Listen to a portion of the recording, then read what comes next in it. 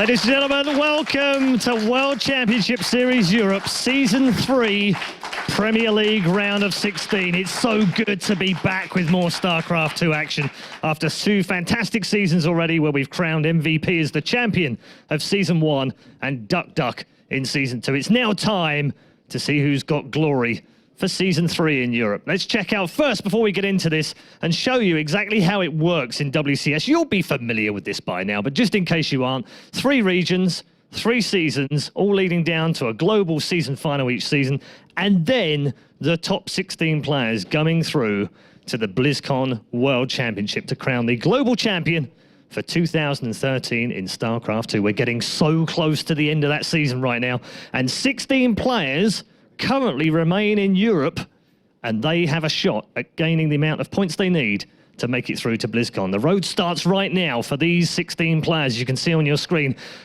fantastic set of 16 players. Group A, we're going to do that this evening. Happy, Whelmu, Stardust and TargA. Group B, some call it the Group of Death, myself included. Group C looks fantastic as well. Got 4GG and Genius in there, also the new boy Showtime. And then Group D features the European champion, the reigning European champion, Mr. Duck Duck. We also have a few other gentlemen to introduce you to this evening, the first of which, some of you might know him. He's, of course, the Warcraft 3 superstar and legend, the former world champion, Mr. Grubby.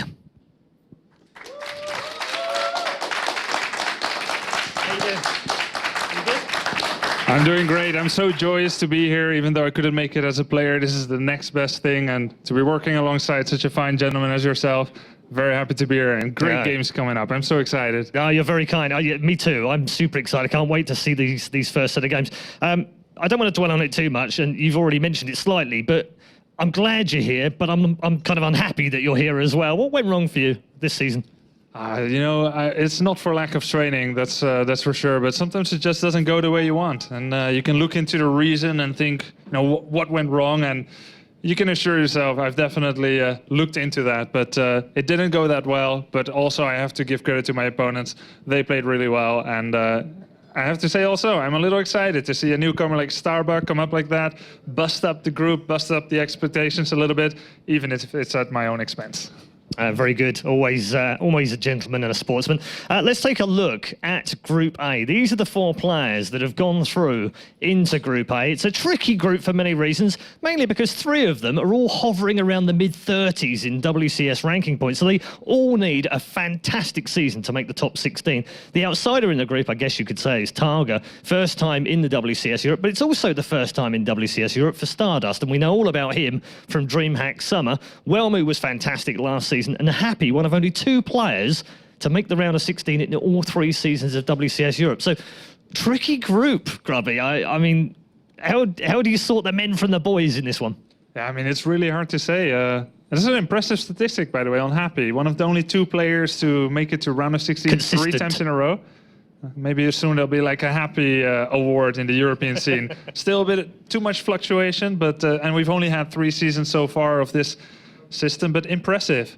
TargA, the Mythbuster, taking down a lot of big names, and this is a really hard group to call. You saw all the rankings were so similar, and we have the first 3 players. They need to do well to maybe make it to BlizzCon. But the cool thing to say here is really any player here has his fate in his own hands. If you go all the way, maybe you win the Season 3 finals in Canada, you could still make it to BlizzCon. All of these players are here, are fighting for realistic chances. Still to go got a very shot. Far. Yep, you're absolutely right. Okay, let's take a look at the bracket. It's a dual tournament format, as you would expect from WCS Europe. Win 2 and you're through. We'll start things off with Happy versus TargA. TargA's actually pretty good, ZVT, so he's probably feeling quite good about that matchup, but likewise, Happy's pretty okay with that. He's probably got the weakest player in the group, arguably, as well. And then we'll follow up with Whelmu versus Stardust, which we were talking about it amongst the 4 of us before we went live, and it's the trickiest one to call. Neither of them have played each other before. It's PvP. They're both great at PvP, so do you think that maybe holds the key to where this group ends up going? I think so. It definitely could be. I mean, it's a very hard match to call. We've all been talking a little bit about it behind the scenes, and no one really can say, well, that's an obvious one. Stardust, he's got a really great PvP record as of late, whereas for Whelmu, he loves the matchup, and love always leads to, you know, more fascination, more effort put into it. and he's got a solid PvP. But the question is going to be, is Whelmu going to do his own game? Is he going to be allowed to play his own game? Or is Stardust going to maybe do some tricky strategies? Because I think between the two of them, Stardust has a few more tricks up his sleeve, but Whelmu kind of has the solid foundation of being known as a generally good PvP player. So it's very, very tough to call, and definitely the key to winning the group might lie in this first match. Don't forget as well, you can interact with us via social media, all the usual channels on Twitter, on Facebook, of course, as well as starcraft2.com/WCS. Make sure you're following at StarCraft on Twitter as well, and using the hashtag #WCS if you want to interact with the show or get your tweet out on the show as well. Make sure you're using the hashtag. We are going to get into game one first off. Let's start up the first matchup of the day in Group A. It's going to be a fantastic game between Happy and TargA. We've already talked a little bit about the previous game, but these two right now, what sticks out for me more than anything else, we know how consistent Happy is. Some may say boring, robotic, I don't know, but I'm not going to agree with them. But really for me, what sticks out here is that win against Naniwa in the round of 32, because TargA really showed that he can adapt. And he adapted from losing the first set, came back into the second set, and Kalaris said he was stunned by how well TargA came back in that game. Do you think that gives him extra kind of confidence now going up against the Russian? You know, that's a very nice proposition there, and definitely I think you could be right. For TargA, I feel like the key is going to be in his preparation. How is he prepared? Has he said, I want to like fundamentally push everything forward and I want to win by micro and stuff?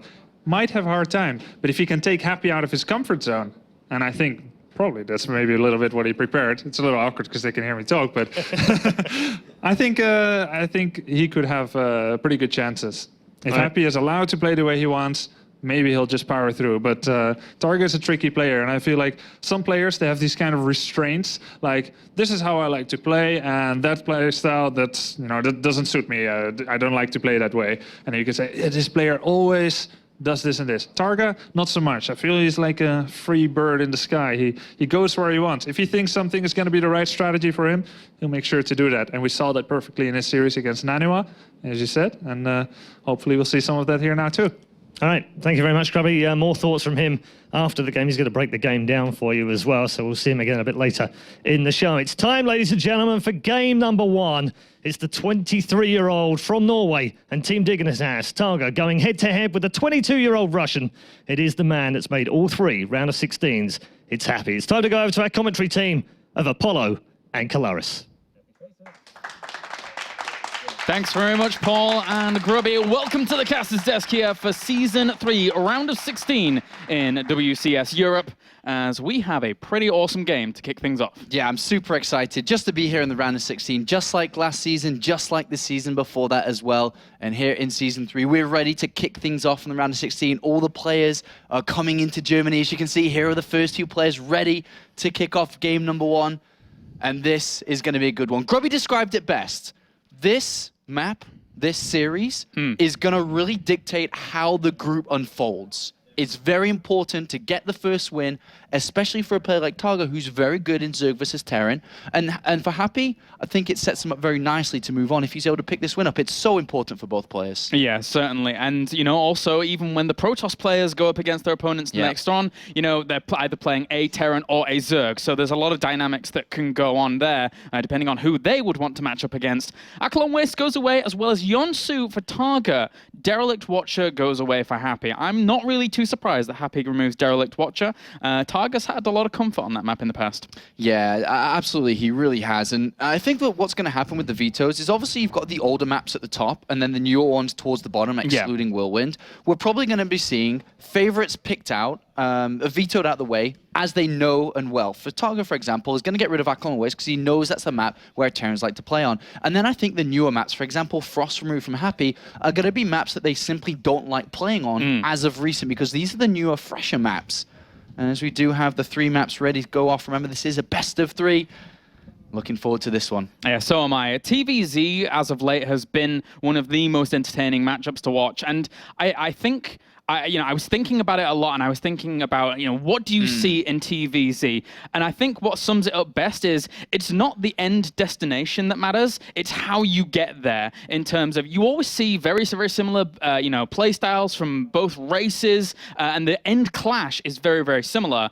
but how do they get to that point is the big question. And Happy is a guy that gets there very, very solidly and normally takes very, very minimal damage. Yeah, Happy is a player, as Grubby described very smartly, as Grubby knows his players inside out. Happy is a player who's going to be playing very solid and just his A game. He doesn't change very much. And it's up to this guy you see on screen, TargA, who will be playing very much so.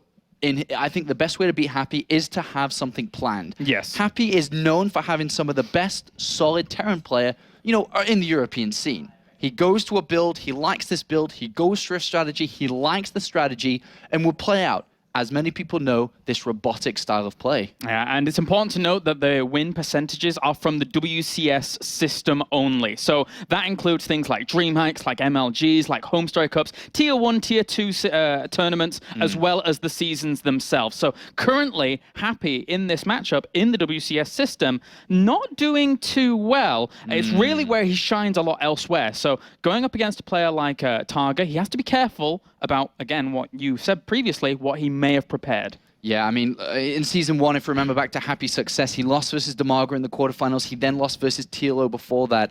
He's not had the best of times against Zergs. That's one way to put it. But this guy, look at his win percentage. So far in the WCS system, 70% against Terran players. Comes in at his strongest matchup to kick things off. If TargA has an opportunity to move through, and I believe there is one, then he must win game number 1. Anything other than a win here really ramps up the difficulty of having to play maybe a rematch against Happy later on, and then the other 2 Protoss plays. Very, very deadly. And if TargA's going to be able to advance through, this is his best shot by far. Yeah, I have to echo those sentiments. I also feel it's his best shot, especially going in as the first match going into it. Because then you only have one series left. If you win it, great stuff. You don't necessarily have to go down to that lower portion of the group. But TargA, just in general, he's an interesting player. I got to say, having been across the world practicing wherever and then trying to come into this, he's a player that's not really that not that well studied, because it's hard to prepare for someone like TargA who can throw anything at you. Yeah, TargA's a player that really can throw anything at you, right? And that's going to be a very important factor to keep in consideration. Though TargA, as you said, traveling around the world and so on, one thing to note for TargA is that he even failed to qualify for Challenger League in Season 1. He's a very new player into the Premier League. That we've seen Happy up on that stage many a time now, 3 times to be exact, of course. But with TargA, he qualified for Season 2 Challenger League. He then played in Challenger League itself, and then was able to burst through the scene into Premier League. He's had a very successful last couple of months compared to his majority of his career. Of course, he had that one big stunt at Valencia DreamHack last year. But overall, consistently strong results together. He's really put them together. But can he now perform where it matters the most? Yeah, you're right. A third and fourth at that DreamHack Valencia was really good for him. I believe he lost to TargA in the end, but he was the highest placing foreigner there. So it shows that TargA does have the chops eventually to, kind of eke out those wins. But now, guys, we are going to be getting onto the first map here in this best of 3, as we have TargA and Happy TVZ for the first series of the round of 16. And oh boy, am I looking forward to this, as we load up onto Frost for game number 1. So, spawning up to the northern position here as our red Terran, representing Empire and Russia. Ladies and gentlemen, give it up for Happy.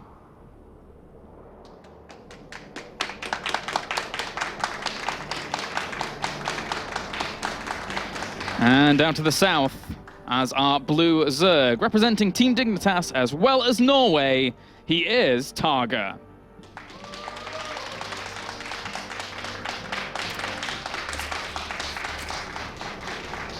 So, of course, this is the first step of many from playing live in the WCS Cologne studios. Well, man. Well. The first game of the day. Zerg versus Terran here. Grubby, want to bring up that point again. I truly believe that TargA must come into this series prepared. Yes. I think is the best way to describe it. He needs to know how Happy plays and needs to be able to do something against it. Happy is already opened up with a barracks, pushed out a little bit already, which is actually going to push his Reapers into the game a little bit earlier on. We're taking a 12 gas right behind it. He's absolutely going for Reapers, and he will be putting the pressure on very early to the unexperienced WCS competitor. And a big shout out to our observer here, Mr. Funker, StarCraft, for joining us in the crew for the round of 16. It's always nice to have an observer here along for the ride. Means I don't have to do it. It means I don't have to torture you guys through that process. But you're right, Happy here with his barracks placement. And this is a map where you can do this on because of the ledge placements on this map. You know, pushing that up against that initial ledge so you can just jump straight up that one as well that Mr. Funker is observing. Oh God, I'm so happy that you see it. Of course, it's always a pleasure to have someone do the driving. He can be the backseat passenger. And already we do see TargA with the barrack scout with his overlord, so immediately just throws down a gas. And this is actually something which is becoming more and more popular with Zerg plays in recent times. The other playstyle is to go without the gas and to go along the lines of queen only and defend with slow Zerglings and a couple of queens. Yeah. But a couple of Zerg players are opting to get Zergling speed out a little bit earlier to help deal with it, because not only are Reapers going to be playing, usually one, even two, sorry, is that Hellions are very fast follow-up from this. So they're going to be joined together, and it is sometimes difficult to deal with. And also with taking the gas earlier on, not only is it easier with Zergling speed to get, but you can eventually maybe all in behind this. You could do something very aggressive with this gas that you're taking in. Yeah, the transitionary moves out of it are really, really nice for the Zerg. But you're right, dealing with the Hellions afterwards is good as well. And Happy, not getting any drones just yet. The Zerglings will pop. They'll buy time for the Queens then to zone out from the main and natural as well. There's that cancellation. Just making sure that that drone stays alive and isn't wasted. Yeah, well, he decided to build 6 Zerglings here instead of 4. 4 is usually a comfort number that a lot of Zerg players like to go for. It is balancing very difficult because sometimes you do lose them if you get 4. But 6 is saying here that he may even, with a mistake from Happy, be able to get a kill, but it also gives him a lot more buffering before his queens are out, which are now starting to appear. Second Reaper jumps in, but will be pushed away. Whoa, he actually loses that first Reaper. A slight slip from Happy that is not that common, actually. You're not meant to lose the Reapers. No. Actually, you're not meant to lose them until God knows what time, for a very, very long time, if not keeping them along up to like 10 minutes in the game, getting the Hellions out and combining them together. That was a bit sloppy there by Happy. Yeah, you're right. I mean, combining them together in general makes that little poke out with the Hellions that much more potent, just a little bit more for your opponent to worry about. And Happy here is just switching his barracks out, getting that tech lab on the barracks as well. Adding on the double barracks, so it's going to be the bio focus from him after, obviously, this Hellion poke out. Yeah, and one thing to note, though, that TargA saw this with an Overlord. He saw the extra barracks, but he didn't see a third command center. He saw the extra barracks. They're added on earlier than they should be at this point. And he's poking in again here. He may be able to get the other scout as well. And this is some big information. And so far already in this game, TargA's killed a single Reaper. He's picked up information that his opponents added on extra barracks earlier on. So TargA's now saying to himself, well, I've got to be careful with my drone production. Yeah. If I over-drone at this point, I could get stung by a Marine and Hellion, with a single Reaper, not 2, timing. This is something that already has been picked up by TargA and is actually very good for his development in this game. Yeah, and those double reactors are going to be added on very quickly here as well. So He's Happy seeing them as well. Exactly, he sees it. So he knows how much production capability his opponent's going to have. And he's already pushing the creep out as well with those Hellions trying to poke at the front. But the Zerglings with speed already giving them a little bit of a harder time with those reinforcing queens. Yeah, to be honest, I'd say TargA's really started this game well. Yeah. Really, really well. He's got his third base down, uncontested. The Hinds and the Reaper, if the Reaper's even still alive, it's not alive. So he's actually lost that Reaper too. So now he's only got these Hellions out. And with the Reaper, you can actually use it to buffer and tank a bit of damage instead of the Hellions, because of course the Reaper regenerates. It also offers extra DPS in there as well, damage per second. So not the best of starts here for Happy at all. He's even a little bit supply clapped at 46. Not the player that we thought we'd be seeing today. And, you know, with these Hellions pushing these queens away, if the Reaper was here, it could have maybe even jumped into the main, had a look around just for a second there, as well as the TargA is focusing all of his attention at the front. Baneliness as well as 18 Zerglings are on the way, but there is double evolution chamber. So that kind of gives me rise to think that, you know, this is going to be a bit more of a longer focus. Yeah, he's absolutely playing a longer focus. The Bailing Nest here is simply because he's seen the extra barracks before the third command center. So he's making sure that if a big attack comes, he has the Bailings necessary to deal with it. And so far, everything's beautiful. He was dancing a little bit with death there because he was very low in his unit count, but we'd added on 18 Zerglings. these Hellions make one mistake on creep, they are goners. Oh, yeah, that's for sure. These Zerglings, if they swing in at the right time and try and get the surround, but no, he's not going to be able to. Actually, that is a lot of Hellions that have come along with this army. He's still producing them. Yeah. So he's anticipating his opponent going very melee heavy focused with a lot of Zerglings, a lot of Banelings, and that many Hellions incorporated into that army are going to be very useful. That's why he's morphing Banelings already. It's 60 drones to 37 SCVs. A big difference when it comes to income, especially because there is not, as mentioned, the difference with the mules, because there's only 2 sets instead of 3, which usually comes from the 3rd command center. If TargA's able to deal with this, because Stim is now done and the medivacs are coming out, units will join together soon. If TargA deals with this pressure from Happy and gets good Baneling connections, he's going to set him up so far ahead. Remember that the 3rd command center is also missing, but so are the engineering base. 1-1 is already halfway complete. TargA is just so far in a much better situation. Like I said, as long as he doesn't take major damage in the next minute or 2. Exactly. If that happens, if TargA just holds and stays sturdy, then he's going to be absolutely flying. He's even preparing for drops that are going to be coming along here. The Zerglings are just not going to notice these two moving out, but at the same time, the Spore Crawlers will buy him a little bit of time. Yeah, well, we'll see how well he can deal with this. That's a lot of Hellions, man. That is a lot of Hellions. Is he going to take damage? Because this is the window that he needs to survive. And he's going to try and drop in here. Those Spore Crawlers not really doing a whole lot, trying to work away at one of the medevacs, and will kill it off. So that denies a bit of the retreatment focus here from Happy. So he's going to do a lot of damage regardless. He killed off 10 workers already. He's doing a lot of damage. This is not meant to happen here for TargA. He's lost a lot of Zerglings. His drones have been evacuated. Their Hellions are still alive. His Banelings are not going to get the detonations they need because Hellions are going to move back.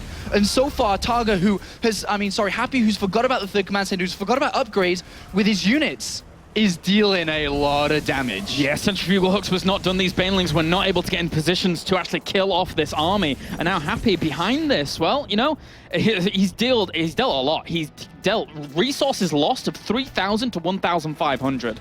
So good trades from Happy so far. And Happy's got the drop on the natural. He's got the Hellion swinging around to the 3rd bases looking for the drone line, and they're going to get a couple of drones here.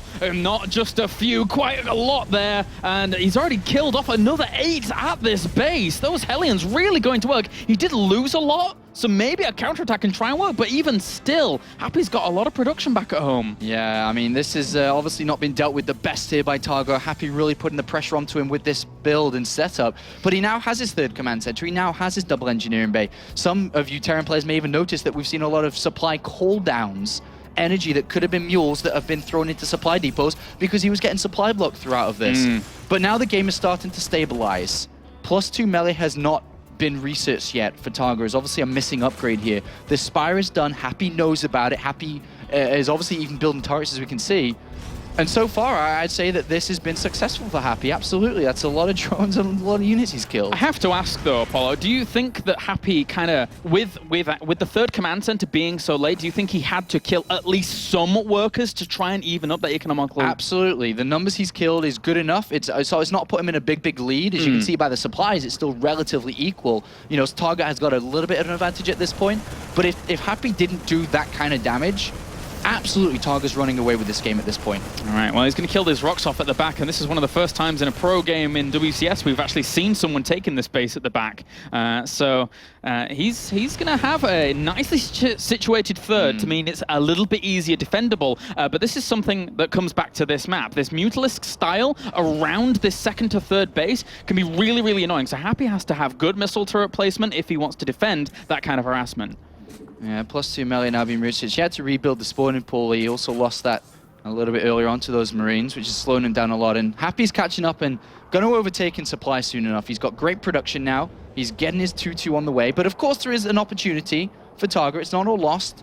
The game was kind of equalized, if not put a little bit in Happy's favor through that attack. Yeah. But one thing to note is that the upgrades are massively faster here for TargA. Yeah, and he could use that to full advantage if he actually wants to try and start pressuring once 2-2 is finished up. He's getting +1 as well for the Mutalisks, so looking to go out into that even longer game. And so many Marines now in production here as Happy really hits his stride with that macro, looking to put on some pressure himself as well, realizing there's no base down there, and it's up to the top left, which is a scary place for a Zerg to actually normally defend if Happy sniffs it out. Oh, big drop set up there. Big drop headed towards the main base. The Marines and mines are still in the middle with that.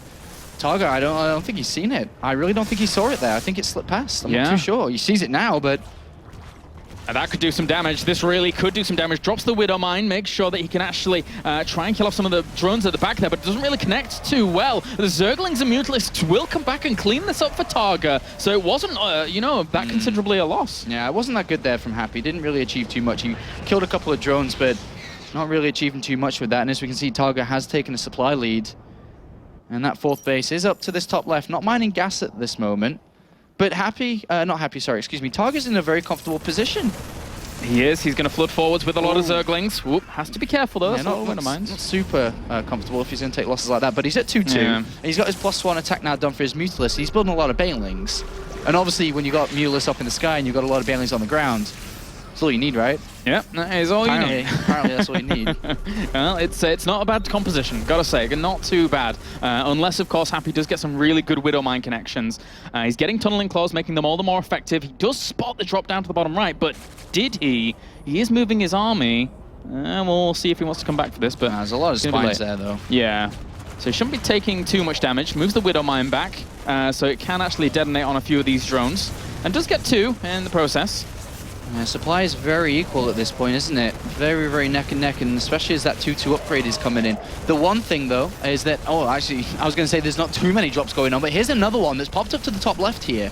Has found that base, and it's going to evacuate. This is Happy's comfort zone, right? Just dropping on either side of bases that get very spread out. And Frost is a map where if you take that base up to the top left-hand side, you are super, super spread out with your bases. So TargA has to be so careful about that. He's got spine crawlers there, but they're not necessarily in the greatest of positions to push back the army if it drops there. Whoa, Mutalisk flock inside the main base. Not too many Marines here to help defend it. There are more coming back. One thing to note, though, throughout all of this, is that, actually, TargA's got into the 3rd base as well with a couple of units here. But I was going to point out that the Hive is on its way, and +2 attack as well, and we aren't really seeing Happy pressure too much. You know, he's lost a couple of units in the mid-game here. He's not really controlling this game as much as a Terran should be. Just envision Innovation was playing this game, right? Innovation is controlling the flow of it. He's not letting you mine from the 4th. There's no way you'd ever take a 5th base, but that's a reality here in this game. TargA can do that. TargA with the Hive coming down can get over to units which win the game, which is gonna be Ultralisks. 3-3 upgrades, Ultralisk can come in, and if we don't see Happy do something soon, then the units and the economy and all of this will be heavily in TargA's favor. And it's, you know, it's a great transition to go for. You know, having those melee upgrades throughout the mid portion of the game as well, just moving straight onto those Ultralisks. They are so beefy, and if your opponent isn't reading into it, he's losing a lot of Zerglings there, though. Well, he should be able to replenish. He does have 21 lava behind this, so it's not the biggest of losses, but it eats into your minerals as well. But there is a counter-attack from TargA that's got into the mineral line. That's really, really good. Slowing his... oh, that's a lot of Banelings going down. Admittedly, all the Widow Mines did end up dying under it as well, but those Marines pushing on. Those Mutalisks can't do anything. Banelings morphing in. He needs those Banelings. He needs to save this base. I think they will. As soon as they morph, there's not much there. There's no mines.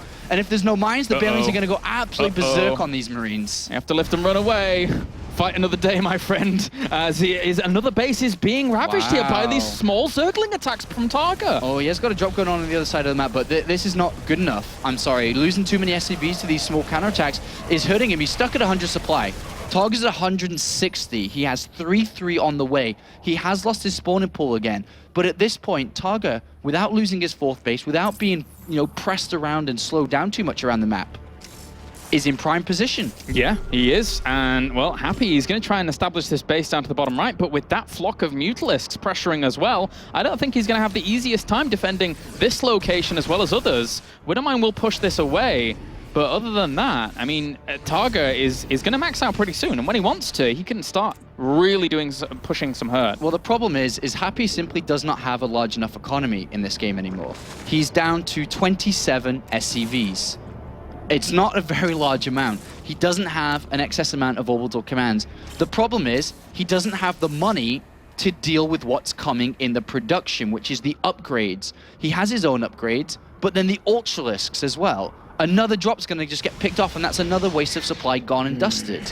Yeah. And as soon as Ultralisk grace the field, It's mines, which are obviously good, but there's not that many of them, and then it's just Marines. Yeah, and what do you do against that? Happy, he really needs to find a way out of the desperate situation he's found himself in. 33 Mutalisks are going to start controlling this map completely. Or they may just engage straight up with a lot of Zerglings and Banelings, because actually, you know, there's not really that many Widow Mines. Only 6 against a maxed out Zerg. It's not going to do enough if he's not careful.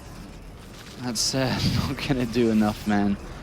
Look at this, there's a lot of units. 12 more Banelings getting morphed in. The upgrades are soon to align. It's like when all the stars align, you know the world is over. Yeah, it's gone. Happy, his world is going to be over soon if he doesn't do something, and he has to make a move just like the stars aligning. It's going to be a big one. I mean, what can Happy do? Not much, unfortunately. The only way that he could efficiently get back into this game with a fighting chance is through Widowmine connections. If somehow, some way, the Mutalisks fly into Widowmines, if somehow, some way the Banelings walk and go over Widowmines and they all die, then yes, there's a chance. But is that going to happen? I don't think so. I do not think so. You're basically asking for the Widowmines to align and try and do something for Happy. But there you go, GG. Game number 1 goes to TargA. And he looks pretty it's like a frustration feeling, but also, you know, a relief as well there for TargA. It's a bit of everything. It's his first time playing at this level in the WCS. It's the first time in Premier League this season. He made his way through round of 32, beating Naniware out. He was the first player to really make an upset in the WCS system. And now Happy, a consecutive round of 16 place minimum finisher. Of course, went to the round of 8 in Season 1. Unfortunately, was round of 16 in Season 2. Has dropped map number 1 here in Season 3. And to be honest, I'll be brutally honest here, was not looking the best we've seen him so far. No, and you know, there's been times where Happy has appeared at the live portion of WCS, and he's almost looked a bit rushed. Like in, I think it was Season 2, where we saw him just going for, you know, more barracks as opposed to, you know, an extra standard command center that he would normally go for. And then be like, well, you know, I need to kill him now. But I think that Happy's more comfortable going for that macro focus here, especially, you know, in a matchup where you can go from macro focus. Yeah, it really is. But I was surprised with that choice to go for that build. Yeah. Very surprised, you know? Do you think he does it again? Do you think that he does go to what we're expecting? As we can just see, while we do think about those options, here are the last couple of moments. Happy clearly just not happy in TargA. No. With a sigh of relief after picking up map number 1. Do you believe that he goes over towards a similar playstyle, or does he go back to what we know that he's best with? It's an interesting thought, because has Happy come into this this tournament preparing this build and this strategy and just kind of saying, this is what I'm going for, this is what I'm going to do game to game to game? Or is Happy comfortable enough in saying, I want a more macro focus? Because I think Happy has the multitasking and the capabilities of standing toe-to-toe with a player like TargA in the later stages as well. I believe so. And to be honest, one thing to note is when you play this style as Happy, is that once it gets scouted, you almost feel like, oh god, this game's not already going well. It's already been scouted. But here is our next map that we'll be going over to. It is going to be Whirlwind, a map that you should be very familiar with. It's a 4 spawning player map. You can spawn in each of the top locations or bottom locations. And it is one of the bigger maps that we know. This is a macro-focused map which should play towards the style that we should, as mentioned, be expecting to see from Happy. Nothing too funky, just going over to his usual play setup, and this is the perfect map to do it on. It really is. And the same thing, you know, kind of accounts to TargA as well. He's really not going to change up. Well, I mean, he doesn't. I feel that he doesn't have to change up what he did in game number 1. Yes, there is the option for him to go for something very, very aggressive, but he did really well in that macro game. He stood heights above Happy right there. All right, well, let's see if he can continue to stand above Happy, as Happy's the one that's been there, done it. He's been in the round of 32, he's been in the round of 16, he's moved on to the round of 8, almost made it to the Season 1 finals to represent Europe. But unfortunately has been on a bit of a downslide in Season 2, and as what we can see so far in Season 3, not started off in the best way possible. But what's possible? Anything in this series. Yeah. It has to happen now for Happy. It absolutely has to. Zerg has been his downfall in the past. Will it be again here in series number 1, as we have spawning up to the top right, Red Terran, representing Empire as well as Russia. He is Happy.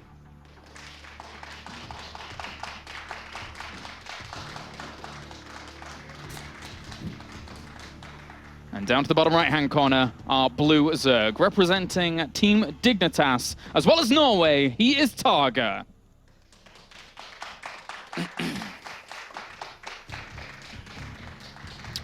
Has there been... Okay, there is. You know, I've done that thing again, man. I ask a question and answer it before I finish the question. I was going to say, has there been another Dignitas member this deep into WCS? And I answered it already, which was Tefl. Yeah. Is the only player so far. But TargA here sending out a very early drone scout. On a 4-player map, as mentioned on Whirlwind, it is difficult sometimes to scout your opponent. The Overlords may get there. If you don't drone scout, the Overlords get there very, very late. Very late. Very late. Yeah. So he's actually opted to just send out the drone here straight away. He sent an Overlord up north and is going to scout roughly at the same time, the top left, as he is going to the top right. Just to kind of figure out what Happy's doing. Is it Barracks Command Center? Is it Command Center first? Is it going to be 2 racks that he could be looking for? It's weird, though, because I'm kind of surprised that he's... I mean, yes, you do want a spot where your opponent is obviously very early, but Happy's not the kind of guy to throw in something a little more aggressive early on. So maybe TargA's looking for opportunity here more than anything. I guess so. It's definitely a possibility here. Another thing as well to look at is possible mindsets of the players. After Happy didn't have a good game 1, True. Sometimes there is the option that Terran players just go ahead and say, screw it, and go for a 2 racks to look for an easy way back in to kind of reset the playing field. But yeah, we'll see if he takes a gas, and then we clearly know what he's up to. But Happy's opened up just regular build. Command Center first, Barracks, gas. It has been spotted nice and early from the Overlord, which didn't reveal itself either. Gas goes down for TargA as well. Doesn't need a gas in this sense if he's going to play a straight-up game. Exactly. So what is he going to do with this? And again, this comes back to what I was saying. Maybe he's looking for opportunity, trying to find some room to put on some aggression himself. It would be really weird if it was just for defensive speed, I think. Well, it's not defensive speed. Yeah. It's Command Center first, right? So... So what are you going to do, Mr. TargA? What are his options here? Well, a couple of options that he looks at here is getting Zergling speed very early on and just trying to overwhelm the natural and break it and force him back to his main base. He can go heavier than that and go for a Zergling Baneling bust. He can go heavier than that and go for fast Roaches. He can go heavier than that and get Zergling speed and Roaches and a Baneling attack. There's multiple options. Anything defensively doesn't make the most sense. Let's just say that.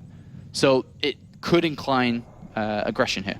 Well, there's the Roach Swarm. So indeed, TargA is now kind of changing things up a little bit more than we were anticipating. So key point here is just to deny the SCV scout. And if he sends down his first queen, which he's doing at this point, if you think right now, as a Terran player, when you go up and scout, just go through Happy's mind right now. He's going up there, or should be, looks for the 3rd base. Oh, okay, that's a little bit weird. And then he's going to go up and see 2 queens. 2 queens at this position tells the Terran player, oh, that's 4 queens. Because usually you have your 2 queens at the front. Because they've just lava injected, now they've moved to the front ready to creep spread. But it's not that. That's the only 2 queens he has. He's moved it from the main base. He's tricking his opponent. And now all of a sudden there's 6 roaches on the way. 7 roaches on the way. That's a lot of roaches. 8 roaches on the way, Claris. And even if this wall's off, and there are maybe 9 1 or 2 roaches Marines, on the way, Claris. That's a lot of roaches. 10 roaches on the way, Oh my God. Claris. That's a lot of roaches. Well, anyway, even if he walls that off and the bunker gets there and he starts repairing it, there's still going to be a lot of SCVs dying. And that's what TargA is, using as the compensatory factor for this. Well, Happy, very smartly, even though he hasn't seen it, has scouted both 3rd base locations of his opponent and is saying, it's a little bit weird, and has opted for a very fast wall-off. But look at his build order and strategy choice behind this. It's Blue Flame Hellions anyway. Uh-oh. And obviously Hellions aren't the best tool necessary to deal with roaches at your front door. At least you can have a lot of units out, but it's really not going to help out a whole lot here. He's got 1 Marine in that bunker, and that's about it. These Hellions, they even move out of position as these roaches move forwards. If he walks up into the base, okay, at least it's shut, but still the bunker's going to get picked off. There's no reaction from the SCVs here. The front wall is down. A tank is being made already. The Hellions are coming back to defend, but Happy could be staring at a 2-0 defeat. If TargA sees the tech lab here, he can work on the tech lab and then just sit around the factory. As soon as he knows a tank's in production. Of course that has to be after a Blue Flame Hellion opener, after seeing these roaches, so he can kill off a lot of SCVs. There's no 3 command centers. It's going to be very difficult to recover the SCV losses that he's taking at this point. He's already dropped down to 16 SCVs. There's 38 drones. There's more roaches on the way, apparently, in the production tab with Zergling speed as well. And Happy is plummeting down. Oh, he's got 12 SCVs left against 38 drones. What a fantastic change up here from TargA. Really keeping his opponent on the toes, killing SCV after SCV. And now Happy is staring down the barrel of defeat in game number 2 once again. That's right. He's got 4 SCVs left. At this point, it's almost impossible to recover from. If there was a 3rd command center, the only person that could ever do that would be MVP. But that is not the case here. That is not the case. Happy is not doing well, clearly. And TargA, as we described earlier on in the broadcast, has taken the best possible chance in this game to move on to the round of 8, maybe. Of course, there's 2 other opponents, but this was his best pattern. This is his best way to make it through. Beat the Terran player that you're meant to beat because of statistics, then think about and worry about the Protoss players after. Yeah, TargA's looked great all WCS system along in terms of dealing with Terrans, and this really shows why he is that good against them. And Happy has not really brought it just yet, and he's going to try and do some damage with intelligence, but once they can't get in, GG.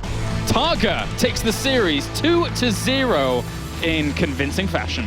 TargA, indeed, he does it. First step, and moves on to the winners match here in the round of 16 Group A. And he defeats Happy, a consistent round of 16 player, 3 seasons in a row. But this time TargA is the one, as you can see, that gets the nod.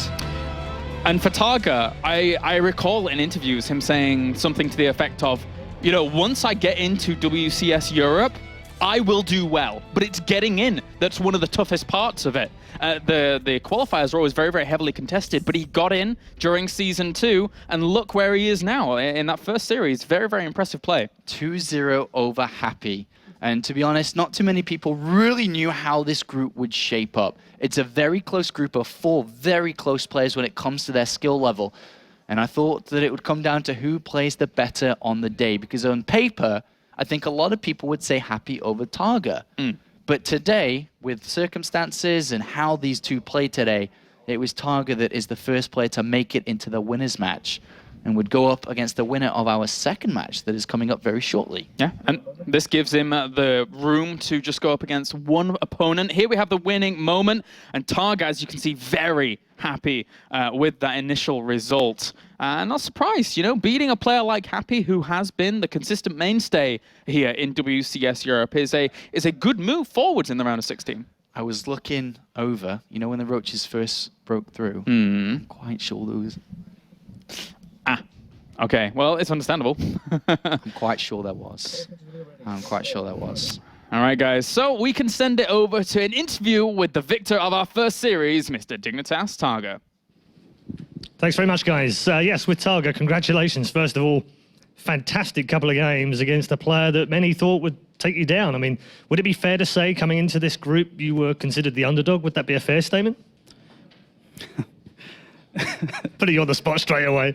Yeah, I would say so. I haven't had any results in over a year now, so it's good to finally do good at least. Yeah, DreamHack last year, 3rd, 4th last year, I think, in the DreamHack Open. But right now, just riding a crest of a few very good results. We talked about the Naniwa game before the match started, and now a 2-0 against Happy. I mean, talk us through the first map. What were your thoughts on that first map? It was quite a long one.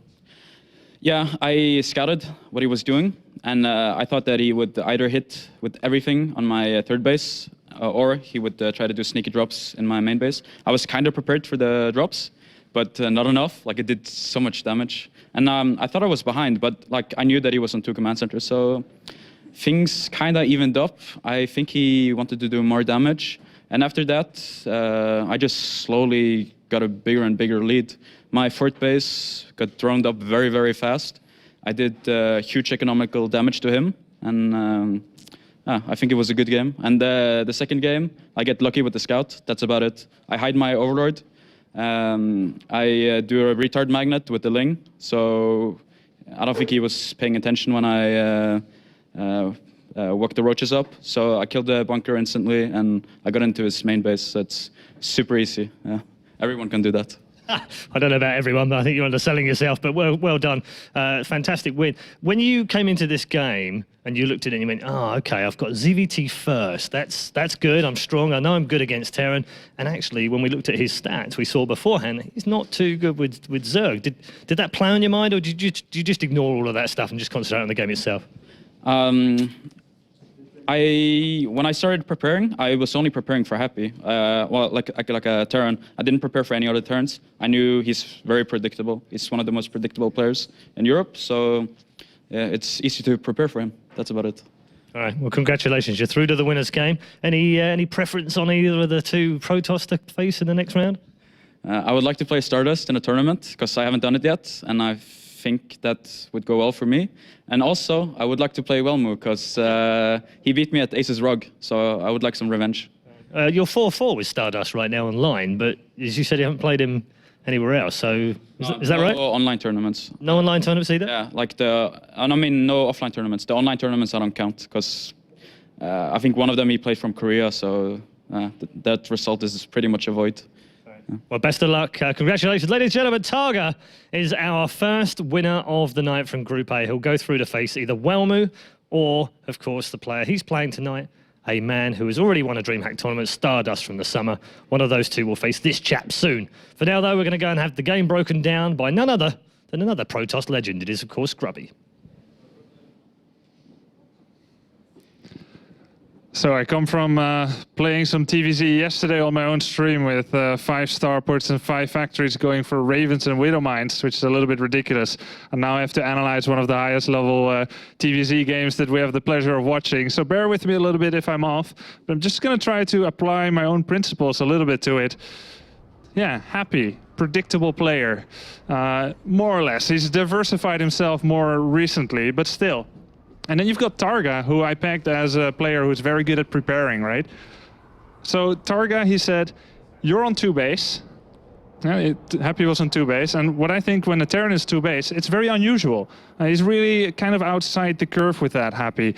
Most Terrans, you'll see them open up with 2 Reapers straight into triple CC. We see Lucifron doing that. We see most Koreans doing that, but he was on 2 CCs for a while. And what I say then, you need to do massive amounts of damage. So I found TargA's response to go for 3 base and a lot of drones quite unusual, and I felt like he really showed a very confident mastery of his play. We see right now, I've asked the game to be paused here, because I feel like this is quite a crucial moment. We've got 68 drones for TargA. From this point on, if there's no damage being done, it's only gonna go better from this point onwards, right? Happy starts there, and he does a drop which looks very, very good initially. He kills a lot of Zerglings, gets himself in a nice position, denies mining time, and kills a number of drones, yet not as much as maybe he would like. 11 drones have gone down. Then we've got the second force, the Hellions coming in at the front. They kill the Banelings fairly easily, they kill the Zerglings, but later, slightly off camera, the Banelings, they killed a few Hellions. Right here, we see a few Hellions going down, and what are they basically doing? They're fighting against Queens. Best thing that Hellions can do is roast drones, right? But we didn't see that much of that. So I have to kind of say that was a crucial moment. When someone went that greedily ahead of you, there's 2 things you can do. You kill him and make him GG out of the game. TargA wasn't about to do that. Or you do as much damage to leave them in a crippled state where you can catch up with your later extra 3rd base. And I really didn't feel like that happened. It looked a little scary for TargA, but I think he felt in control. And now, from this point onwards, Mutalists start coming out, and TargA just has too much map control. Terran's usually in a very problematic state of the game when the Mutalists have the opportunity to go to the Terran base and start harassing. And because of that threat of these new, improved, regenerative Mutalists, Widowmine attacks, Marine attacks, they are constant all the time. And Happy's rhythm, it didn't look that constant, constantly attacking. So TargA really prepared well here, went greedy despite a 2-base Terran, and very massively defended it. So it was a very impressive show of preparation and mastery over the game. Second game, we didn't really need to look at it. TargA said anyone can do it, but are you gonna do it at the right time? That's the main one. And he showed he did it at the right time. So that's a 2-0 victory. I'm not that surprised by it because TargA has taken down a lot of great names and he's good at preparing. Well done by him. Let's take it over to Paul. Thank you. Thanks very much, Grubby. Yes, good analysis breaking down the game there of match number 1 in Group A. We'll be back very shortly with game number 2, and it's a bit of a coin flipper, frankly. And we don't know in the studio who's going to win this one. They've never met before.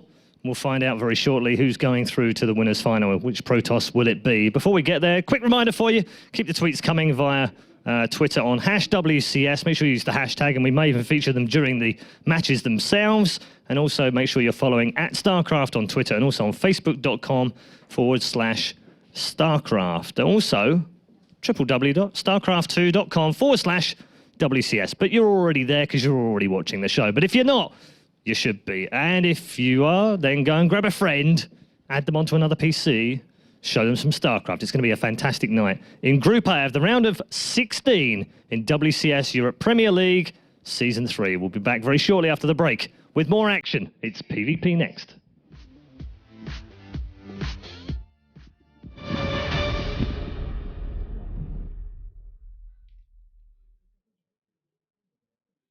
Don't play, start,